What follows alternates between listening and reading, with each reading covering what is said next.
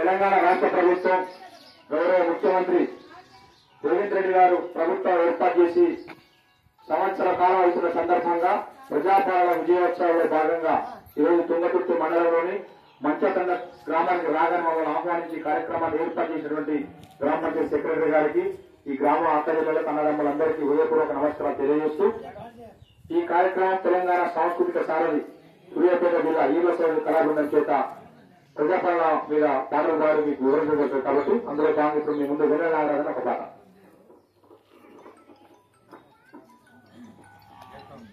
ఇందులో రాజమొచ్చినాడు పల్లె పల్లెల్లో వెలుగు నింపినాడు ఇందులో